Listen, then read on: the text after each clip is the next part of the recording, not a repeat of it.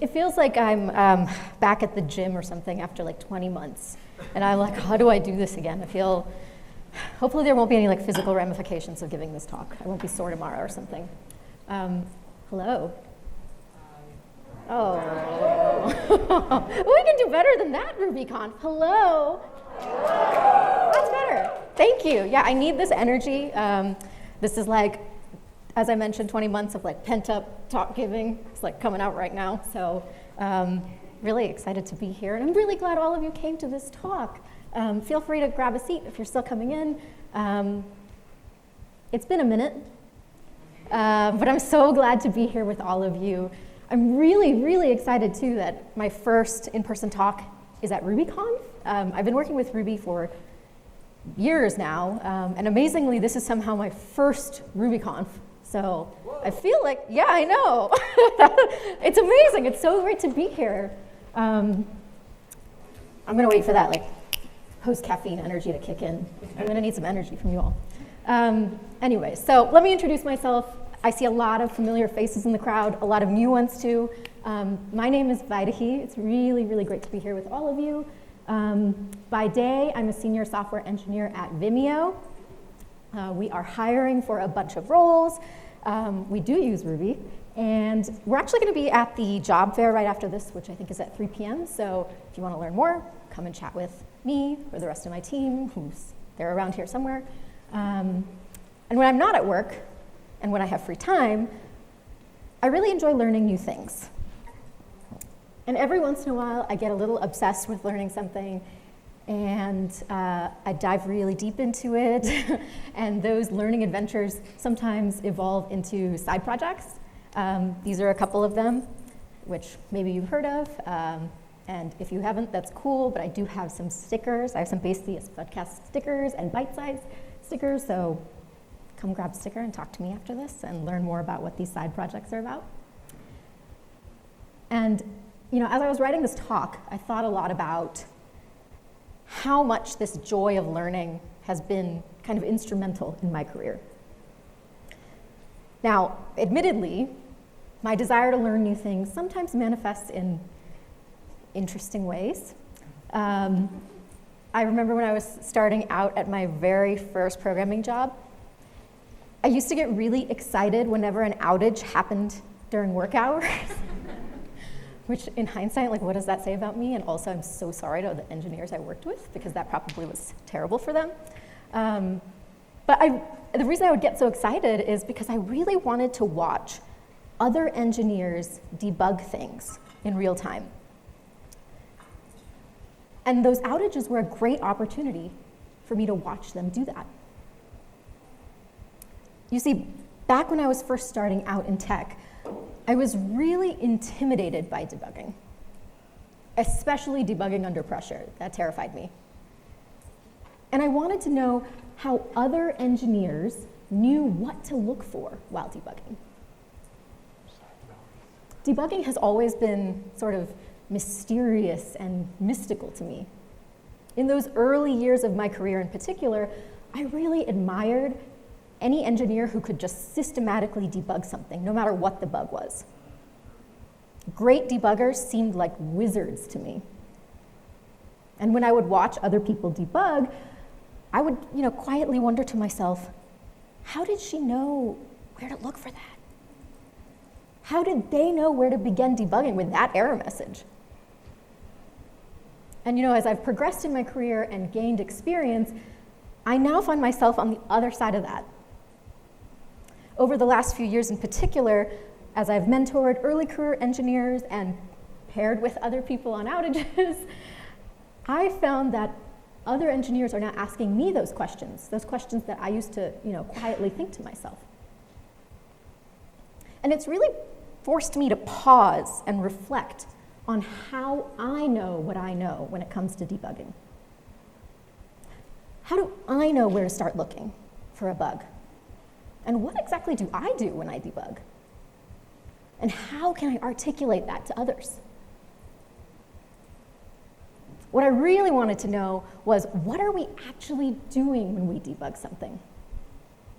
So I did what I always do when I don't know the answer to something. I decided to learn about it. And I did a lot of furious Googling in the process. I read a ton of research papers and articles in order to better understand the cognitive process of debugging. But before we try to answer any of these questions, what exactly do we mean when we talk about debugging? In technical terms, debugging is the process of locating a bug in a piece of software and then correcting it. But more generally speaking, we can think of debugging as problem solving. As developers, we spend a lot of our time problem solving. According to a 2013 survey conducted by the University of Cambridge Business School, software developers spend about 50% of their time either fixing bugs or making code work. So another way to think about that is we spend half of our jobs just debugging stuff, which is pretty wild to think about. And when we think about how much of software development is actually just maintaining projects that already exist and probably were written by somebody else, it makes sense that debugging is an inherent part of our jobs. But debugging is also really hard. The computer scientist Brian Kernighan has a great quote about debugging. He says, "Everyone knows that debugging is twice as hard as writing a program in the first place. So if you're as clever as you can be when you write it, how will you ever debug it?" And I really like this sentiment because I think what he's getting at here is that programming in and of itself is a hard skill. But when we're debugging, we're trying to untangle these knots of code and logic and syntax within a system. And that's another level of difficulty. When we debug something, we're holding a lot of context in our heads. Context about the program, how it behaves, the way that it's structured. There's a wonderful article by an engineer named Devon Odell. It's called The Debugging Mindset. And he refers to software problems as those with combinatorial complexity. And I think this is actually really on point. In other words, the smallest additions to our code bases can actually impact the complexity of our system in massive ways. And as debuggers, as problem solvers, we end up having to hold all this complexity in our heads. And how do we do that? We hold our understanding of how something works using a mental model.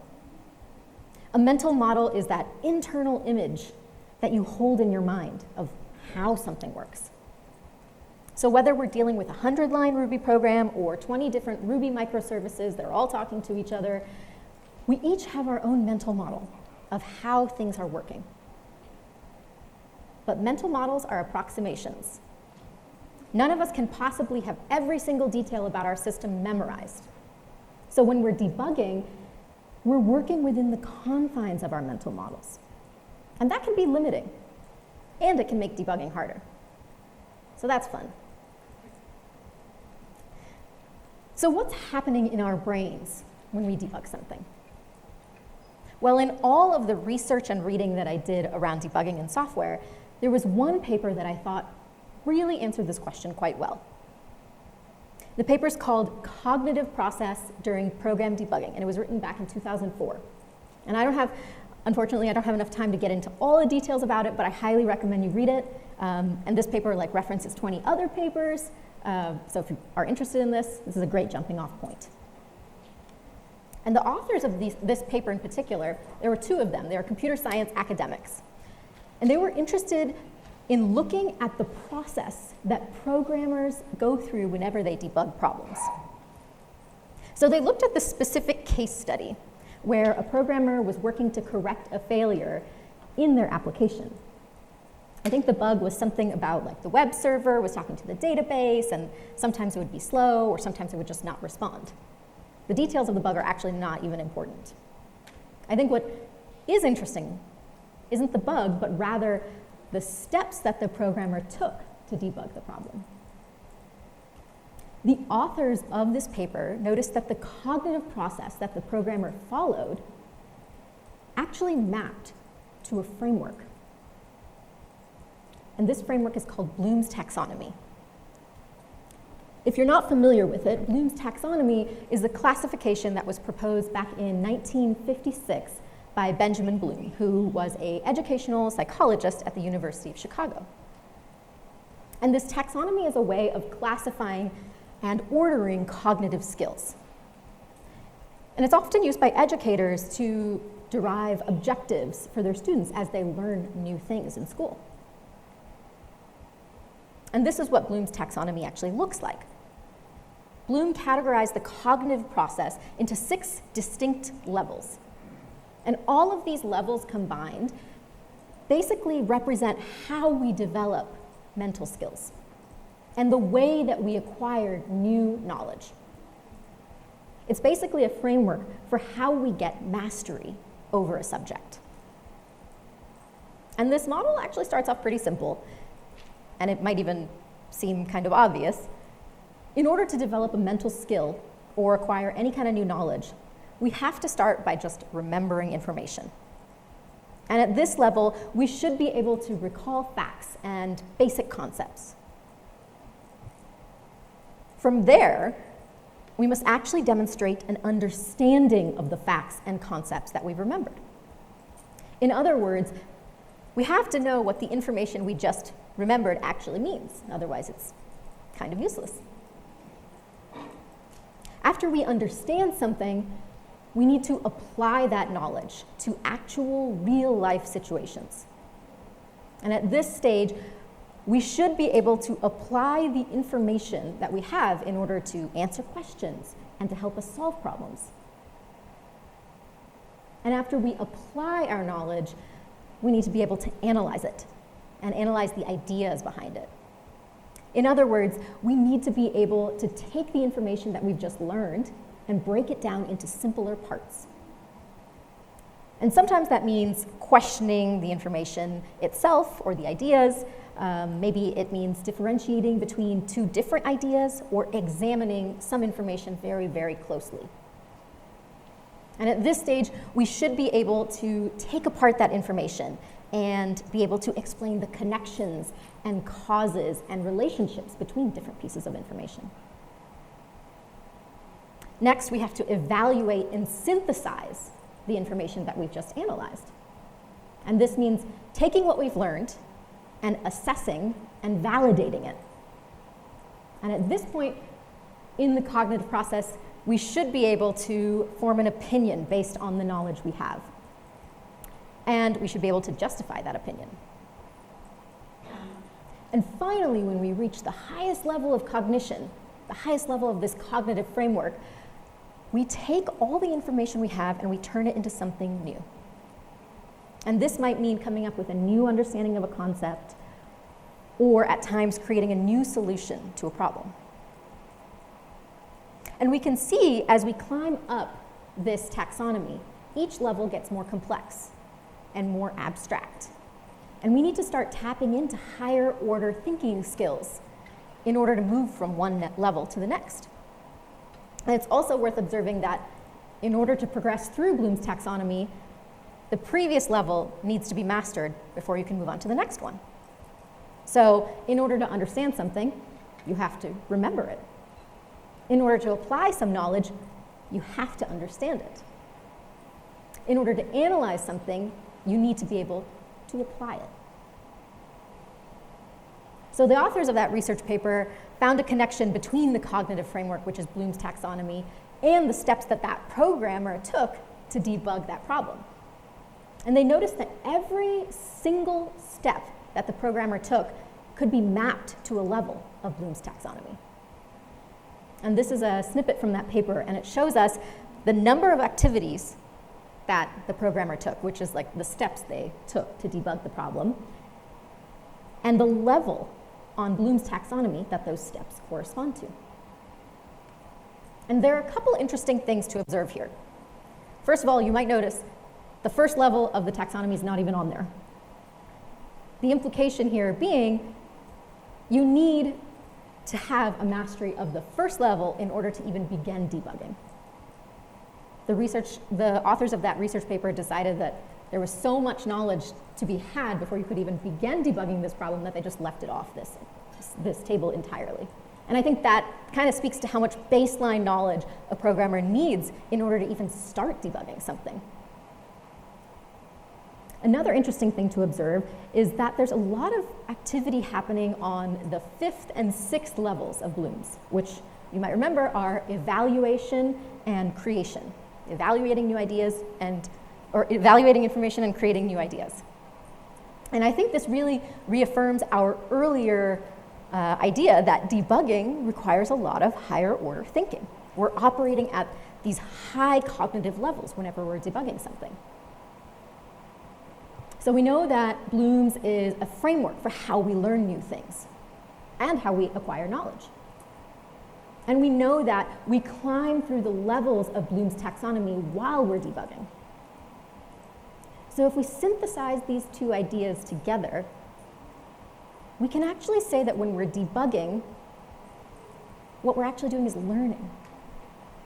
We're operating on a high cognitive level, and we're working to gather knowledge. Knowledge about the program, the domain, the system we're working in. But how do we do that? How do programmers gather knowledge? How do we even begin to find information about a program or a system? How do we climb our way through Bloom's taxonomy? Well, to answer this second question, I have to introduce a second, even older research paper. This one is one that the first one references, and it was written back in 1991 by 3 computer scientists in Japan. It's called A General Framework for Debugging. And the researchers of this paper noticed that while debugging is such an integral part of software development, there's no established methodology for describing it, much less for teaching it.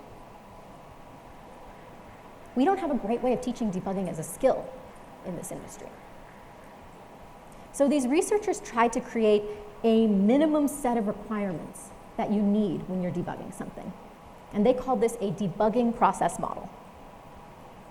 Here's that process model in illustrated format. Now, remember it's 1991. I don't know what photocopying was like back then, but maybe it wasn't the best.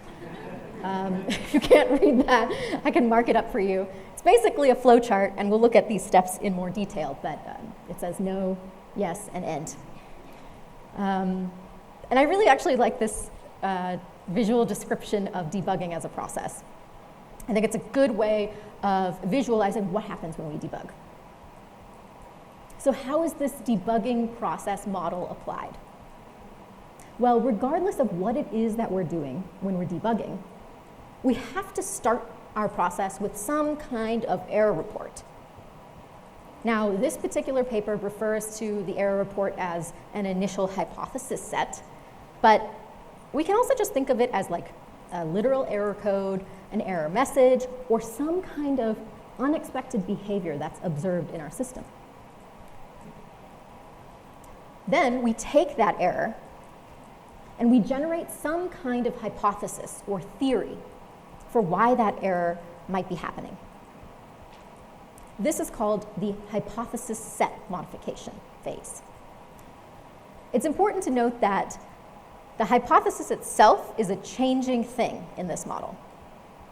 We often start by generating many hypotheses, but we really can only focus on one at a time. And this brings us to the hypothesis selection phase. This is the point where we choose one specific hypothesis to validate. And how can we do this?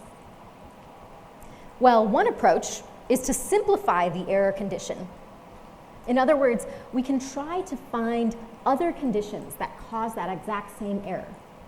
And we can try to reproduce a simpler scenario of that bug. Another strategy is narrowing down on what this paper calls a suspicious region, which I think is a funny term. And what this really means is starting with a hypothesis that has a large scope and then narrowing it down and refining it to have a smaller scope. For example, we might start by saying that we hypothesize that the bug is somewhere in the program. But we want to try to whittle that down to say that maybe the bug is somewhere within a class. And then we can scope that down further to somewhere within a method, eventually to somewhere within a line of code. Another strategy that we can use is to make modifications to our code itself. And we want to do this in areas that seem suspect. We can make a modification and then observe the effect of that modification on our program. For example, if we know that a particular file seems suspicious, we can try commenting out portions of code in that file and seeing what happens when we run our program. Once we've finally selected a hypothesis, regardless of what strategy we use, we need to verify it. The hypothesis verification phase is the part of the debugging process where we prove that either our hypothesis is true, or it's false, or, this is really fun, neither true nor false, which does happen. And we can do this in various ways. We can read and examine the code before we run it. We can run the code with different inputs and observe what happens when we change the inputs. Or we could do a combination of both of those. Or we could make a change to the program and run the code with that change and verify the hypothesis that way. And at this point, two things can happen. We might have verified our hypothesis to be true, and maybe we found the bug, in which case, hooray, I don't know how you did that on the first try. That's never happened to me before. More likely, that won't happen, and you can't fix the bug right away. Usually what happens is we fail to verify our hypotheses on the first try, or sometimes the second try, third try, fourth try, who knows. And when that happens, we go back to the hypothesis modification phase. Oops. There we go, we're back. But we don't return to this point of the debugging process empty-handed. If we fail to verify our hypothesis, well, that means we've actually refuted it. And the thing that refuted it is now a fact. And we can use that in our debugging process going forward. In fact, every time that we attempt to verify a hypothesis, we learn something. If we verify a hypothesis but don't find the bug, well, our hypothesis is no longer a hypothesis, it's a fact. And we can use that when we modify our hypothesis and go through this cycle again. Each time we go through this process of debugging, we have to assess the authenticity of what we know. We have to return to that hypothesis modification phase, but we do that with more information. And that, in turn, empowers us to refine our hypothesis. It allows us to constrain it and make it more detailed and specific. So we can see that in practice, the debugging process model is an iterative process. We're continuously gathering information and knowledge, and we're developing hypotheses, and then we're verifying them or we're refuting them. And we keep doing this again and again and again. And you might be thinking, hey, this cyclical process feels kind of, familiar to me. And that's good, because it's effectively a scientific method. We probably all learned the scientific method when we were back in school. It starts with an observation of a problem. We create a hypothesis on why that problem might be happening. We use the information we have to do that. We test the hypothesis through experimentation, and then we draw conclusions from that and refine the hypothesis as necessary. And when we debug problems in our code and within complex systems, we use a variation of this exact strategy to help us narrow down on the code that's causing the bug or the unexpected behavior. So now we know two concepts that can help us better understand what happens while we're debugging and how we actually go about debugging. But what do we do with these two concepts? Well, I think that both Bloom's taxonomy and the scientific method have something to teach us about the nature of debugging. What can we learn from Bloom's taxonomy? Well, if debugging is a process of learning by gathering information, then the takeaway here is that if we want to be good debuggers, we need to be good at gathering knowledge and learning about a system. Thankfully, in the world of Ruby, we have awesome tricks like logging and puts debugging and gems like pry and bybug and probably some others that I don't even remember at this moment, and tools like profilers and tracers and all of these awesome, awesome things that can help us be better at gathering knowledge and learning. So what can we learn from our variation of the scientific method? Well, if debugging requires us to form, learn from, and verify our hypotheses, then perhaps the takeaway here is that if we want to be good debuggers, we must always check our assumptions. At the beginning of this talk, I mentioned that we all have our own mental models, where we store this image in our head of how something works. And I also mentioned that our mental models are approximations, which in turn adds another layer of complexity to debugging itself. And our mental models are approximations because they're built on assumptions. And those assumptions can be wrong. And that means our mental models can be half-baked, or they can just be incorrect sometimes.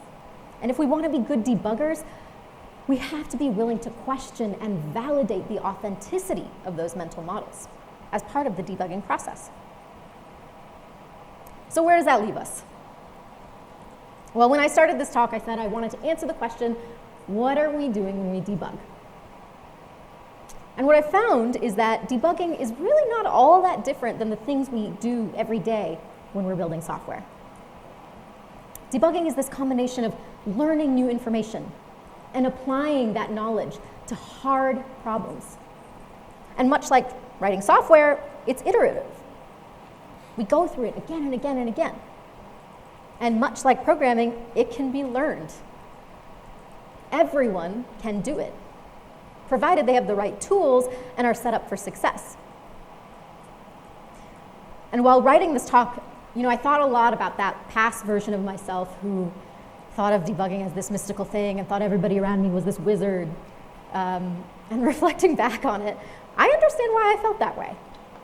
And I have a lot of empathy for that version of myself and anyone else out there who feels that way. When you're starting out in this field, it's really, really easy to see somebody else debug something and feel like they have this magical intuition for solving problems. And sometimes you even wonder, how am I ever going to learn that? Will I ever learn that? Maybe I won't learn that. But what we interpret as magic or intuition is actually just experience. And I think Julia describes it really well. She writes, I often think about how programming is running into the same bugs over and over again, and how being exposed to common bugs and being shown how to handle them gives you a huge advantage. And she's right on the money about this. For those of us early in our careers, it's crucial to keep in mind that when you see someone else debug a problem, even though they might not articulate it, they are following a process. Maybe that engineer just has a little bit more experience than you, or maybe is higher on Bloom's taxonomy, but what looks like magic to you is just years of compounded experience. And you can get there too. And for those of us with experience, it's so important that we make debugging accessible. It's important that we demystify it so that folks know that debugging is a skill that can be learned. We need to explain what we know, why we know it, and how we came to know it, so that they can learn our process and our mental models and our own personal debugging process models. We need to teach those skills of forming a hypothesis and verifying and refuting hypotheses, and how to apply that to our jobs. And if we're pairing with someone, it's important to meet them at the level they're at, recognize what level of Bloom's taxonomy they're on, and empower them to get that information they need to climb to the next level. Ultimately, debugging is not magic. I know it's in the talk title. I really just put it in there to get you all to come in here and listen to me. It's not magic. If anything, it's a meticulous process. It's a science. And it gets easier the more you do it. And just like any other science, it requires us to examine our assumptions, to have a flexible view of the world, and to be willing to be proven wrong. And I think with enough rigor and practice, all of us can be great debuggers. And we can help teach others to be great debuggers too. And when we do that, and we do it really well, I think that, to me, that's the real magic. Thank you.